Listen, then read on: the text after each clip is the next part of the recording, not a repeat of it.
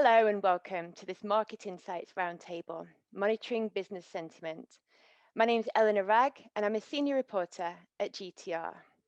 Joining me for this conversation are John Carroll, Head of International and Transactional Banking at Santander Corporate and Commercial Bank, also Chair of Trade and Investment Policy at the ICC UK, Paul Schaefer, Managing Director at Plum Products, Sean Ramsden, Founder and Chief Executive of Ramsden International, and Martin McCann, Chief Executive Officer at Trade Ledger. So welcome to all of you and thank you for joining us.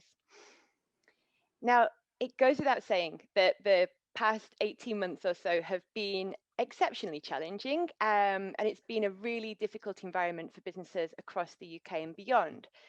However, according to recent research by Santander in its Trade Barometer, businesses are now emerging from the dark shadow of the pandemic with renewed confidence about what lies ahead.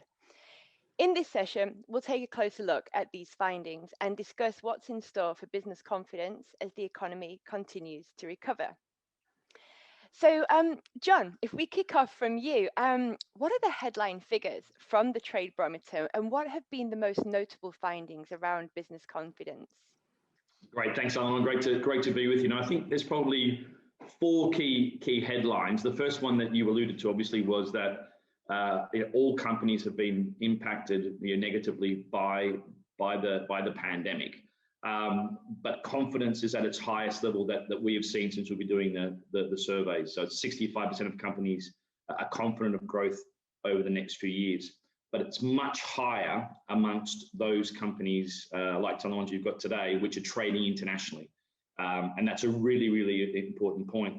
Those companies were less impacted by the pandemic, but also they are more confident of growth moving forward. So that's a really key point as we discussed today, the importance of those international trading companies. The second point is about the importance of trade to these companies. So we asked them, would trade be more, less, or as important moving forward? Only 5% of companies said that trade would be less important moving forward. 26% said it would be more important. So basically, despite people saying nearshoring and everything coming back, 95% of companies think trade will be as or more important moving forward. The third key headline, though, is despite the optimism and the importance of trade, there are very real issues and very real concerns that companies have with regards to international trade. And the top three, and despite the fact that we've had COVID and Brexit, the top one always on the hit list is regulation and bureaucracy, and that comes out at 44%. So that's the number one problem for international trade, even during a period of COVID and Brexit. But number two was COVID, and number three was Brexit. So those three were the key concerns that the companies have. And the fourth key headline was the geographical focus of UK companies. So Europe is still the region where companies have the most amount of focus and do the most amount of business. But for the first time since we've done the survey, we've asked them where you expect to see most growth. And for the first time, North America has slightly displaced Europe as the main region for growth. So an interesting change. So Europe is still number two, not by much, but that geographical change, I think, was something which was quite interesting to us. So there were the four main headlines, Arnold, that we saw. We can go into more detail throughout the session. Fantastic. Thanks very much for that. Paul, I wanted to sort of bat that over to you a little bit because what I think is really interesting, obviously Plum Products, you produce sort of slides and play equipment. And I noticed that recently, you have been expanding kind of into North America. And I wanted to get a feel from you. What's the experience been, sort of choosing various geographies to expand into? And what have been the sort of the driving factors behind that? Hey, great to be here. And I agree with a lot of what John said. I think internationally, North America has definitely become a massive focus for us. We've seen a huge demand. Of course, there's a massive amount of people. We were in the beginning a little bit terrified, if I'm honest. The whole litigious nature and selling outdoor play equipment and insurance across that was always a bit of a challenge. And also the big companies we deal with there, the Walmarts and the Canadian Tires, they're a bit intimidating, if I'm honest. But no, once we've got into that, it's been it's great, and we've seen that we're lucky with the sector we're in, the outdoor toys. Is sort of the traditional play elements sort of follow different areas, and children around the world all like, luckily, the same sort of products, maybe variations in color, but actually in general, you know, people love a swing, a slide, scooter. I think one of the other questions that I had for you, but I'll go over to Sean first, but just sort of around the support that you're receiving to move into new markets. But before we sort of go into that, Sean, I'm really keen to hear from you, because Ramsden International is, you know, this sort of quintessential Britishness, right? It exports British grocery brands all around the world, so really exporting British culture essentially. What have you been seeing? Has demand changed for the goods that you're exporting? What's sort of the landscape looking like? So we're seeing a tale of two markets really, where we supply into the mainstream grocery markets. Demand's very buoyant, and that's partly a factor of sort of the restrictions on the food service sector. Markets such as Asia, actually the Middle East, surprisingly, and North America also, we're seeing very good demand there. Where we supply into the tourist market, obviously it's a very different picture. Tourism really still hasn't returned in any significant way, and so places like the Mediterranean and the Caribbean, we're still seeing a much lower level of demand there. Fantastic. Okay. And then I think moving over, to Martin. One of the things when we talk about support to SMEs, one of the kind of the big things is around finance, obviously. And I've seen some recent figures pointing to a kind of increased trade finance gap in the UK. And obviously with Trade Ledger, what it does is enable lenders, right, to provide credit to SMEs.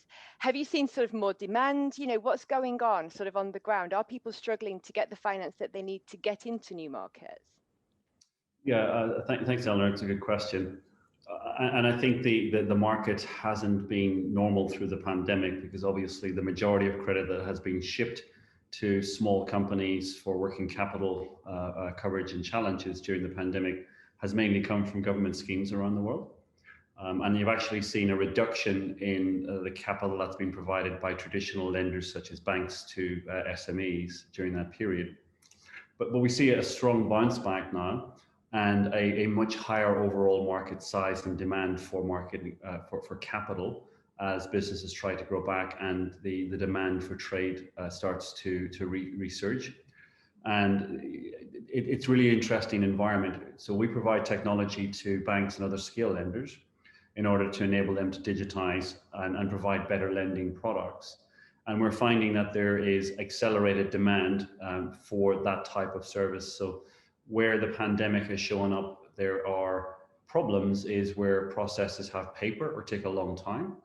And we're starting to see, as we move to, you know, one of the largest recapitalizations of industry in peacetime, that the investment is starting to move to the infrastructure to be able to distribute that capital, do more digital credit assessments, and to be able to basically bring the types of technology sort of into the internet age. So from our perspective, we're seeing a huge demand for our technology, and we're seeing a change in terms of the trends where the capacity to ship more capital more quickly is starting to emerge as a real driver in terms of the business lending sector. Fantastic. Those are really, really good points. John, would you like to add anything in on that around sort of the financing angle? I think Martin's points is a really important one. I think that the interesting data from the survey was particularly for the mid-market area. I don't think that, so only 8% of companies say that finance is a big issue. It is, as Martin said, as you get into the SME area, that's the real problem. And there's I think a couple of reasons. One is because for banks, because it's smaller, they find it probably less profitable as a sector, but it's crucial as a sector. So the importance of digitization and linking to things like Martin doing is crucial. So at the moment, for example, with what we've done on the ICC side is to support something called the MLETR, which is essentially a model law and electronic transfer records to encourage digitization of trade. So to give you an idea, only 0.01% of bills of lading are digital. So you need a great digitization of all the different trade processes. That will then enable people like Martin to work with us and get data much more digitized and accumulated, so that SMEs, we can make decisions based on data rather than the laborious process at the moment. So I think there is a stronger gap at the bottom end of the market for trade finance. And also the other point I'd make on that is trade is normally two ways. There's always someone in Vietnam or in India, and I think what's happened also has been a de-risking by the banks because of the focus and because of the amount of paperwork required to support correspondent bank in other areas. They've decided to focus on fewer partners throughout the world. So a greater digitization of the whole trade process will enable us to be able to, all the financial sector to be able to do a lot more targeted lending, because we should remember trade finance is the least riskiest asset out there. It has the lowest default rate. It links to a core underlying transaction, and crucially, it's linked to companies who are growing, and therefore it is absolutely area we need to focus on. So I think Martin's points are a good point. So they link to what we're trying to do in the survey as well. Fantastic, excellent. Just on that kind of digitization and innovation point as well, there was some indication in the survey about that UK firms are looking to build back better, and they're doing that through innovation and transformation. And I wanted to pass this over to Paul and Sean, both of you, to hear about any kind of initiatives that you're taking up, any kind of innovation that you're doing to kind of, streamline things, make things easier for yourselves and enable yourselves to grow. Sean, would you like to go first? Yeah, I mean, like a lot of companies, I think we've seen this as an opportunity to really move forward in terms of how we operate, the efficiency, the productivity of the people. And so we're making quite considerable investments. We're doing a major ERP implementation that's going to cover everything that we do, but with particular emphasis on how we interact with our customers through a digital platform. So we're very excited about that. And of course, I think that should lead on to the trade digitization agenda, which is a particularly exciting one for me. Fantastic. Thank you. And Paul, over to you. Yeah, I think it's one of those things where last year we pushed absolutely everything you could possibly push to the brink of where it could go. Every part, the staff, the systems, and we pushed everything. And we sort of had a big sit down and sort of review as to what happened, and went, you know what, we've got through it, but now absolutely has to go forward better. If we don't learn the lessons now, we cannot repeat it. It was, I think, too stressful for everybody. I mean, everyone in our team was either customer service or picking, and that's not really what everyone's supposed to be doing. It's fantastic for the team and the team to be doing it, but we needed the guys to be carrying on to grow the business forward. And although that allowed us to push the business forward massively, we've had a massive look at digitalizing everything. We're sort of dealing with the remote working, especially now with product development and innovation. We do a lot of development from our factories in different countries, and that really put a challenge as to how you do that. Being there in the flesh, nothing beats that in those situations. But thank goodness for the likes of Zoom and Teams and WeChat and all of these things have suddenly made it. We've had to be able to adapt to the situations, and because everyone's adapting to the same time, it's sort of everyone's got used to it faster. There hasn't been the resistance because it has to be done, or you just don't move forward. So yeah, we've seen it as a massive growth opportunity to kick us forward, and the investment now we're putting into continuing to put into development on products and also into systems and efficiencies is just continuing. Fantastic. There was another area in the survey, in the report, obviously about Brexit and the sort of administrative and export headaches that it's causing. What's everyone's take on that? Sort of what's everybody seeing on the ground? I think if I start with Martin and we all work our way around, I think you've all got different perspectives on this. Yeah, well, because we're in the software industry and we're not regulated in any such way, and I guess the border that we work with are a lot more virtual. We're probably in a much more fortunate position than most industries. So the model that we have is we have operations in the UK and Australia, but we actually sell and deploy software to more than a dozen countries around the world. So in our industry, the borders are not an issue, but what we are seeing is, I guess, a changing pattern in the consumption of financial services. Whereas, the City of London always has been and will continue to be a significant sort of financial trade hub.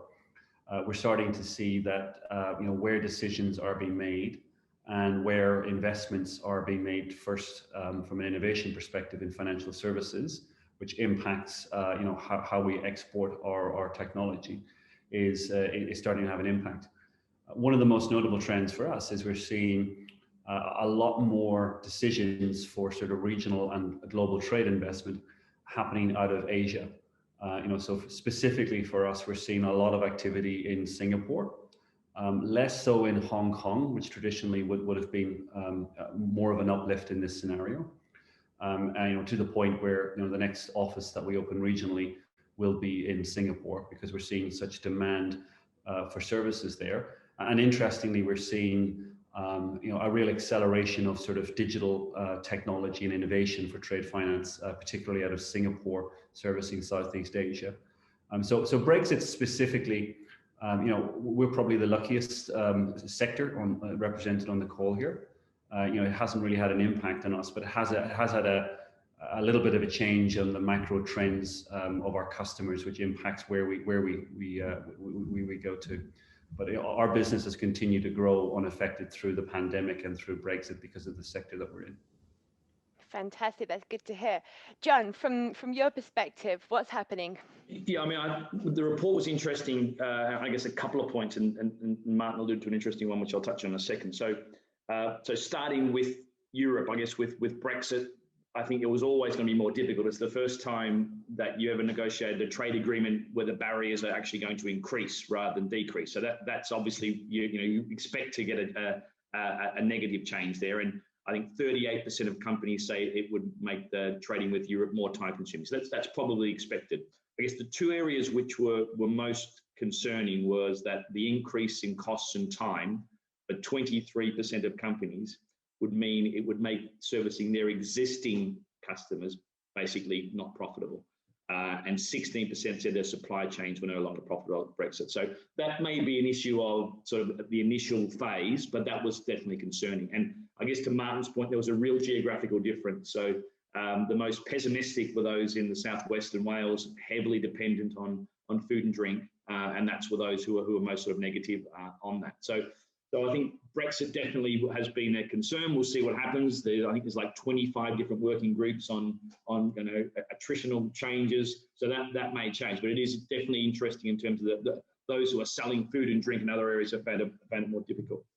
In terms of trade deals as a general comment, though, I think the survey also said that they asked companies, what do you most want from government? And the two things were, can you negotiate trade deals, and can you provide some sort of tax incentives to make exporting easier? They were the two most important things. So to be fair, government's doing the right thing about focusing on trade deals. However, trade deals are only step one of a much greater end-to-end need to get into trade markets. Yeah. So we also ask companies, what were the biggest issues you had trading with China, for example?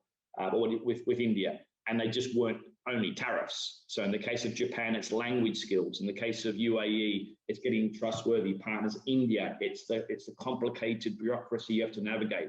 So you do need greater help than just negotiating a trade deal. You don't sign a deal and then everything's done. You need a lot of help to be able to get into these growing markets. And I think Martin's point is right. The growth markets, definitely, Europe will still be massively important for all of our lives, but the growth markets will definitely come in places like Asia and Africa, but there is a lot more support required in those markets, and that's why you need an ecosystem of support to be able to be successful in those markets. Excellent. Yeah, it's a really good point about the sort of the wider trade policy landscape as well, and looking at things like the recently signed UK-Australia trade deal. So Paul, what's your take? How has Brexit affected you? And then conversely, how do these new trade agreements impact you, if they in fact do? Well, Brexit's has put an unfortunate sort of spanner in the work of a lot of the items we're doing. We're still forecast sort of double-digit growth in Europe, and as we're saying, it's such a big market and it is so close. It's now just we're just having to adapt the channels we're going in. But the administrative burden, and especially in that beginning part with that transition phase, when I guess when it's all announced and everyone's on holiday, because nobody's really working between Christmas and New Year, and then it's coming in and dealing with the situation. We've had to sort of reroute some stock, and we've had to change how we get it in. We've had to close a couple of our websites internationally, just because, like John was saying, it's just basically trying to get it through, the administrative focus to do that, and getting the carriers and getting the forms, and then dealing with the VAT charges that people are getting now if you're sending it into Ireland, and they're paying the duty on the goods. And especially because we sell, quite expensive items, it creates a bad customer experience, and we didn't really want that to be affecting it. So we've just been sticking a lot of plasters on at the moment. And I think, speaking to a lot of other businesses, there's a lot of people are now looking at setting up entities in Europe and looking at putting in warehousing instead of putting it into the UK, for example. I was actually looking at saying, well, you know what, I can't bring it into Europe and then bring it out of Europe into UK and then send it back out. You have to just keep it there. And that's basically what we're looking at. So we're sort of adapting our channel, because I basically don't want to go through the headache again, having been having dealt with it the first time. But it's the same thing as every challenge. It's sort of at the same time presenting some opportunities, and sort of we pride ourselves on being nimble. So I'm hoping that we can try and make the best of the situation. I think in terms of the trade deals, it's great to see trade deals happening. I think for us, the biggest priority was always going to be the European one. So although the Australian one, great to get the deals and all of these things happening, for us, that European deal and what that affects is probably going to have the biggest impact on how we trade, or the method we do it. So yeah, it's good to see it happening, but like to see a bit of, and I'd also like to see how it actually is going to play out now. All the businesses are getting used to the realities of Brexit. Very good point. Sean, over to you. Has your experience been similar with Brexit, and how do the new trade deals potentially impact your business? Thanks. Brexit's been the biggest shock to our business, probably in the 25 years that I've been here.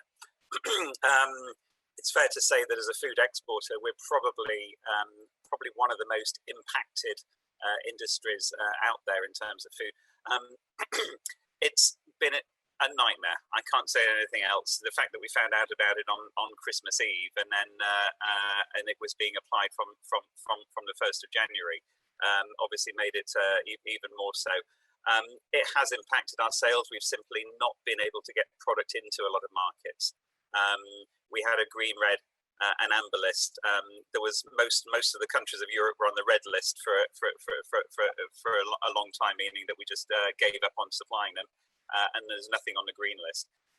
But we've learned a lot. We've gone through a very steep learning curve. We set up an entity in Belgium, and we're shipping most of our stock. We're going to be shipping most of our stock through Belgium into Europe. So we're going to be the importer, and we're going to sell intercompany. And that's going to be a huge boost for our business and our customers. They're very excited about it. There's still buoyant demand across a lot of Europe.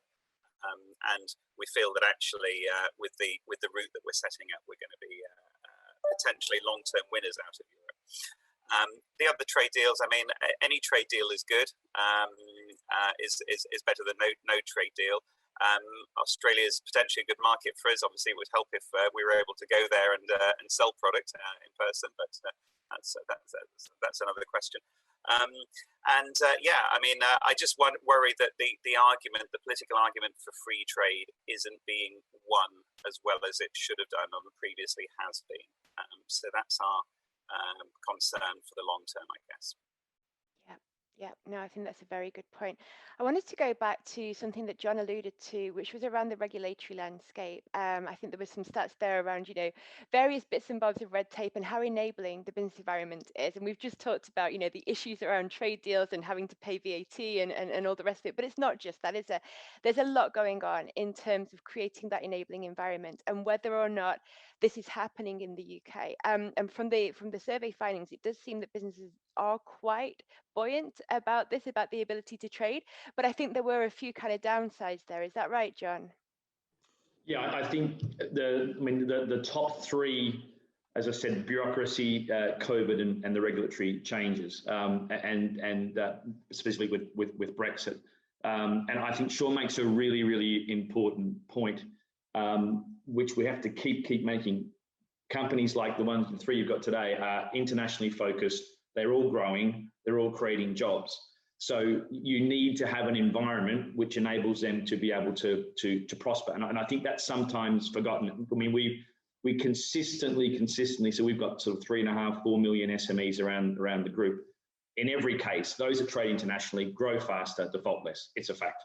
And I think that sometimes the regulation, not just in the UK, but globally, and I think that there's an opportunity now, particularly with perhaps a different US administration, to get some multilateral agreements. I think, as I said, that we have a clear opportunity now, and I'm going to be ad nauseum on this MLETR. This will be the new thing which I'll be on about.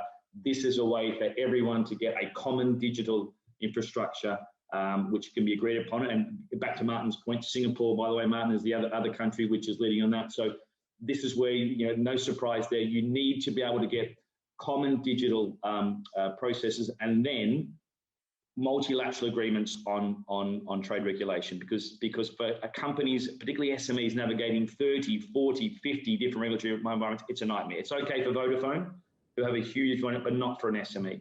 So that's my key point now, is I think multilateral opportunities now, and this is what the G7 we tried to do in the ICC as well, the G7, opportunities now to really push for multilateral initiatives, which perhaps were a bit more difficult in recent years. Fantastic. Martin, over to you. What's your take sort of around the regulatory environment and the ease of doing business? Yeah, regulation always has a large impact on every industry. From our perspective, the regulation in banking, and particularly around the treatment of capital under Basel, and I guess the focus that's now coming into most countries for faster recapitalization to build back businesses, are sort of interplaying, but ultimately the impact of regulation for digital innovation for business lending is one we deal with all the time. And the fact of the matter is, we could provide more innovative data and technology solutions to banks than they know how to adopt, and that slows down the rate of GDP growth. So if I give you one example, we have a lot of IP and expertise on how you find digital data. To John's point, the digital documents he talked about in traditional trade is only one source of digital data. So there's lots of different ways to get to the same outsource. And one of our USPs is try to bring that to banks and teach them how they can look at different ways of doing credit risk assessment to provide more capital at the same or lower risk and at lower cost to serve. But most of them are fearful of any significant changes in flows of capital or any changes in the process by which they treat customers or do credit assessment, because they are uncertain how the regulator will actually look at that. And then obviously every time they make a significant change in a product category, if they're an international trade bank, which a lot of our customers are, they also then need to look at that on a regional and a local perspective. So there's lots and lots of different regulations. So if you're in Europe, you've got to look at the local regulations, say if you're in France, and the EBA regulation. And then if you're in Singapore, then you got to look at the Singapore regulation. So it's a very consultative and drawn out process, which is resource intensive, to get the okay to drive sort of the velocity of innovation which is possible, and which I would argue is required going forward in order to take advantage of, I guess, the resilience and the transformation capabilities that have been acquired through the pandemic. So it is an area that needs attention, in my view, in the banking sector, if we're going to see a big impact on sort of SMEs across all industries to be able to grow through getting access to better capital with better terms more quickly.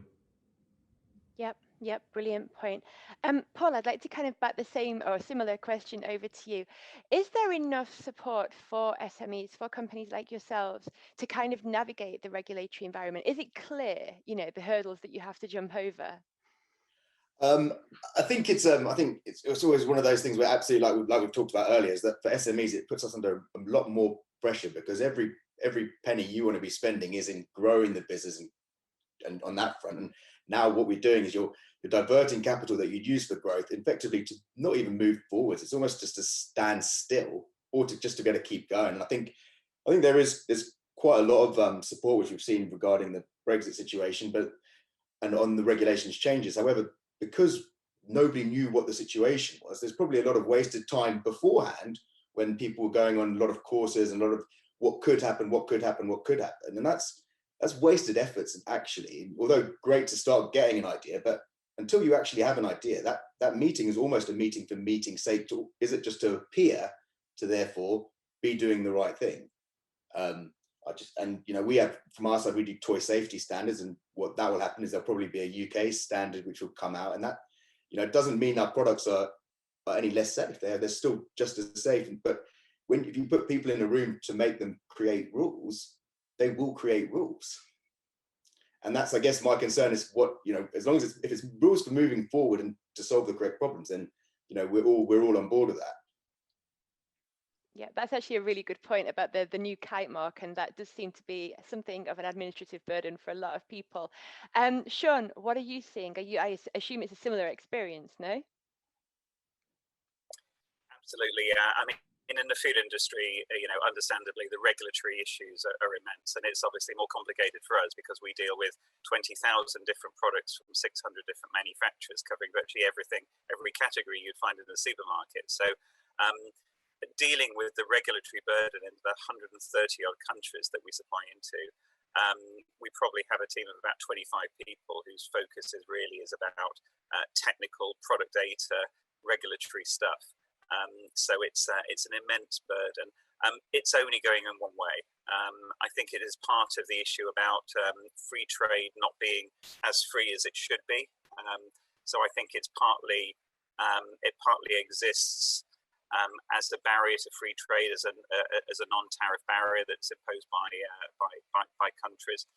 I think it's partly it's partly a function, I think, of a very bureaucratic system in a lot of the world, including a lot of the developed Western world. There is that further kind of growth of bureaucracy that we see everywhere. It is an impairment to trade. I've said many times, it doesn't surprise me that it's the #1 list on the Trade Barometer. I've said many times that actually the regulatory barriers are by far the biggest barriers to trade. It used to be we relabel products to make them compliant in the markets that we supply into, and I think that when we started doing this, it was probably about 5% of our turnover we had to relabel.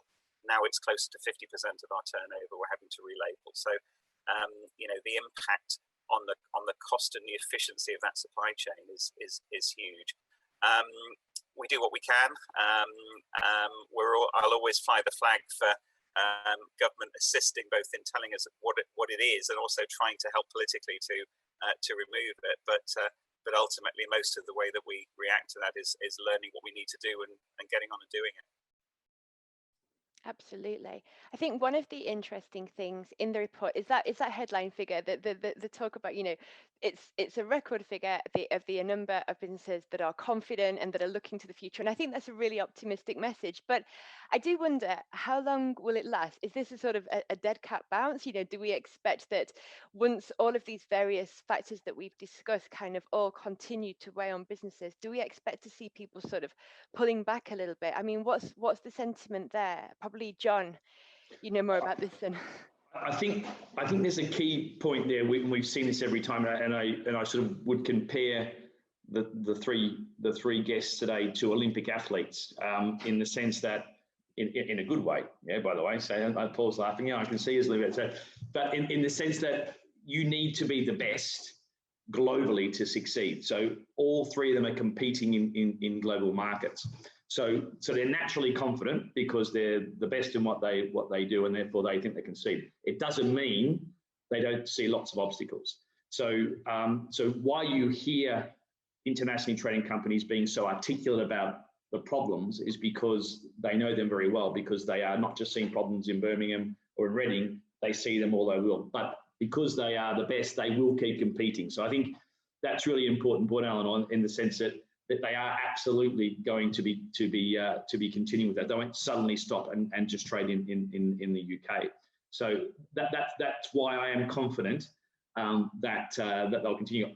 But the argument must be won globally about the importance of these SMEs who can trade internationally and mid-sized companies. And with the recommendations which we did for the G7, there were 4 key recommendations. 2 of them were around protectionism and health. Another was around the importance of sustainability. But then another 2 key ones were on a role of WTO and SMEs being at the center of policy making. The WTO is being ignored for years for other reasons, which will be another discussion which you could have. But now that there is a multilateral conversation happening, if you can get common rules, instead of Sean having to have 50% of his labelling taking place, can we get common rules which can satisfy everyone else? But that will happen with WTO. If you put SMEs at the centre of decision making, then you won't get those problems, because you'll get 20 people in a room, as Paul said, making rules, but thinking at the end game is not about bureaucracy, but about actually helping to promote growth. And I think that really has to be seized upon by all the different countries which are out there. Fantastic. That's really good. Sean, would you like to add anything into that? No, as I say, I mean, I think that we're likely to see, as a result of this pandemic, cultural, socio-political changes that I don't think we can quite understand at this stage what they're likely to be. I've seen over the last few years the arguments for free trade increasingly being lost. I guess Trump and Brexit are symptoms of that. The UK seems to be doing a very good job at flying the flag of free trade, and that's great to see. But I just think that the arguments aren't getting through, and I just think that this is one of the key risks, I think, in the future. We're seeing it through the increasing regulatory burden of trying to trade internationally, and I would certainly urge any policymakers to be putting that on their agenda. Absolutely.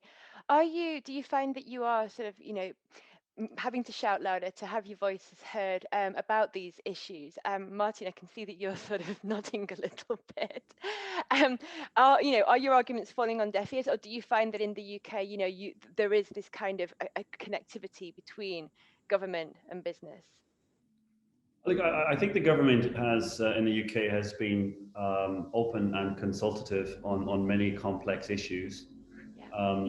But there's a long way from sort of consultation and understanding to sort of policy execution and sort of improvement of trading conditions. Yeah. Picking up on Sean's point, I think the one thing which sort of sticks out in my mind, which I would agree with, is we're on uncharted territory.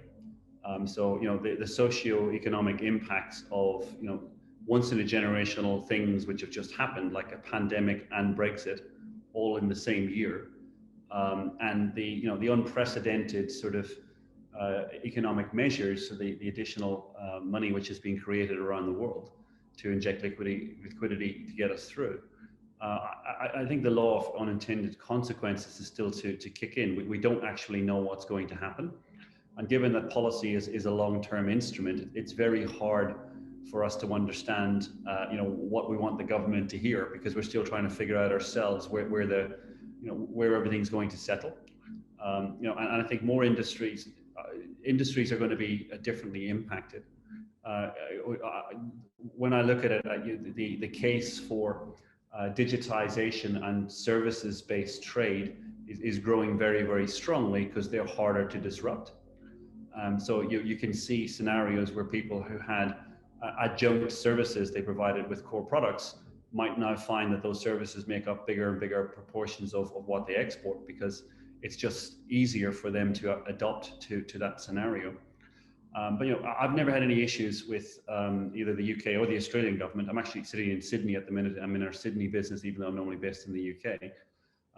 I've never had an issue with getting access, but I think one of the reasons for that is we're seen as a future growth industry, and governments are trying to align policy, particularly around education, to understand how you attract sort of key information skill sets and jobs to the economy, and they're really curious to understand where the gaps are. So one of our biggest problems, actually, from a policy perspective, is around the increasing gap between education and skills training and the skills that we need, and that actually has been compounded by Brexit because at least temporarily, London is a less attractive destination for skilled sort of engineers and IT workers, and there's more demand for them than there's ever been. But from the Voices perspective, I mean, I feel very well represented from our industry's perspective, and I have no issues with getting access and providing a point of view, as was recently seen on the sort of the FinTech Outlook report, which was commissioned by the government about the long-term sort of policy impact that needed to happen in order to continue to see growth in FinTech in the UK, which is one of the leading FinTech markets in the world. Excellent. Before I go to a sort of final question to wrap up, I just wanted to ask you, Paul, do you have anything to add into that? Yeah, I guess from the business sentiment side, I think a lot of any business really who's gone through what's gone through in this last 18 months, and you're still moving forwards, I think everyone should be as a result confident, because it's one of the biggest shakeups that we've ever seen, and you've had to pivot and adapt to different situations that have occurred. So, I mean, I can see why certain businesses absolutely now getting through it have the confidence to be able to say, you know what, any other bumps in the road, which there certainly are, and there are currently in the road, but then have the ability to go, you know what, we can deal with this situation because we know what's going to happen. Can it be as bad as that? Well, it might be, but you know what, we did it last time, we can do it before. Nothing hardens you up quite like a bit of experience on those fronts. That's very true. Well, for the final question, I just wanted to kind of go around and really get your kind of your wish list, because we do, we have an opportunity here to kind of ride this wave of renewed vigor, renewed enthusiasm. There are opportunities, there are an awful lot of challenges as well. But just really, what are the things that you need in order to continue growing this year? Sort of, if we take a look at the next kind of 12 months, what's standing in the way? And yeah, what are the barriers and what are the opportunities? If we go around, if we start with Sean and go around. Well, it comes back down to the arguments for free trade. I think the UK now, having gone through the pain of Brexit, is in a position for the first time since the early 70s of being able to actually run a trade policy, its own trade policy. And I think the opportunity there is to try and do some good deals. And I think that if you look at where the consumer growth is coming from over the next 10 years, it isn't actually Europe. It is Asia and Africa and the rest of the world. And so I would urge the government to be really focused on that. They seem to be doing a reasonable job. Most of the deals they've done, of course, have been continuity deals. The Australian one is really the first one that isn't. So hopefully that's the first of many.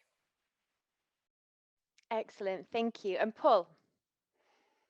Yeah, I guess from our side, I guess how it comes up. I like what Sean said on that point. I think the support coming around, moving in and putting money in and putting stock into different countries is going to be absolutely critical. I think also anything that can be done to aid and assist on containers and supply chain at the moment would be absolutely marvelous. I think there's some serious congestion and container shortages, and that I think would solve a lot of problems for a lot of businesses and sort of level a lot of the prices. I guess those are probably the crucial sides for us, but absolutely the free trade and how that actually ends up coming up. And as long as we can adapt and not be stubborn and say, you know what, and change as it's needed, which hopefully can be done, is would allow us all to continue trading so we can trade and grow and create more jobs. Fantastic. Martin, what's your laundry list? Yeah, so I guess mine's a little bit different, and I kind of think around the fact that the infrastructure for Industry 4.0 is different than the infrastructure that's been invested in, and there's a couple of areas in particular. Picking up on John's comment earlier about bill of lading documents only being 2% digitized, I actually think we can go well beyond that. That the data and technology is there. if the digital infrastructure is put in place to come up with much more innovative next horizon solutions for trade finance in particular, but trading of sort of services and digital products in general. So one of the things which is needed in order for that to happen, if you think of why you need a document in the first place, is there's a lack of standards for interoperability of data across international borders in financial services. There's been a number of attempts to come up with this, but they've all been flawed because they've all been originated from people who are not experts on those topics. They've been originated by bankers and policymakers, not by sort of data engineers and technologists. So the biggest thing which could help us is to actually have, I guess it'd be the equivalent of a free trade agreement for physical trade, which is better consultation, again, picking up on John's comments around the WTO, like a WTO scale and type discussion around what does data standards look like across logistics and financial services, and how do you come up with a way to actually leverage the huge volumes of digital data which we're increasingly creating, which has got massive potential, but just does not fit in the current sort of industry infrastructure that we have across logistics and financial services. Brilliant, brilliant. John, I'd like to give you the last word then. What do we need to see so that next year's spring barometer is equally positive? Okay, so Rob, I guess I'll have two hats. One is the hat of being a bank which is focused basically only on growing SME and mid-market exporters and importers. So that's the first hat. And I guess I was actually another forum earlier in the week, which was the 10 fastest or the fastest growing companies in the UK, and similar roundtable for about an hour. Most of people sort of highlighting all the problems and things out there. And then in the end, I sort of asked them all, compared to December 2019 to today, if you can compare, are you more optimistic for growth? Every single one. And they're all trading internationally. So the first point I would make, and I can see others nodding as well, even though despite the issues, they can still see that growth is really, really important. The first thing I would say is to companies out there, look to internationalize. Despite the challenges, you will ultimately be much more successful as a company if you internationalize. So that's the first one. And then the second one, still with that hat on, is sort of alluding to Mark's final point, is 1/4 of the companies during the pandemic have used the pandemic to embrace digital transformation. If you don't, you will miss out. Everything's been accelerated. It's been brought forward several years. So you really need to embrace that digital transformation to be successful. So that'd be the two comments I would ask to, with that hat of trying to encourage more UK companies to internationalize. As a bank, as a wish list, the other point which has been made today is the importance of the growth of markets outside of Europe. And as a bank, we have a great relationship with policymakers, but we have a dual relationship, and sometimes not necessarily coordinated. One is to help the promotion and the creation of trade, which everybody loves us and loves talking to us. The other is the regulatory part, when you suddenly start dealing with companies in Africa or the UAE. And so they are very, very right to ensure safe standards for the UK. London must be a much cleaner place. It must really, the issues of a safe trading environment are crucial. But I would like them both to come together and talk to each other, so that we're dealing both with the regulators and those looking to promote the UK as an international trade nation. That would be my one wish list. That will enable banks to be much more successful in helping companies trade internationally. Yep. I think that's not particularly out of the realms of possibility. We shall see how that all comes together. Well, thank you all of you for joining me today. It's been an absolute pleasure speaking with you all. I think there's a lot of reasons for optimism, some reasons for caution, but hopefully in a year's time we can reconvene and see whether or not our predictions came true. So thank you all once again, and thank you very much as well to our audience.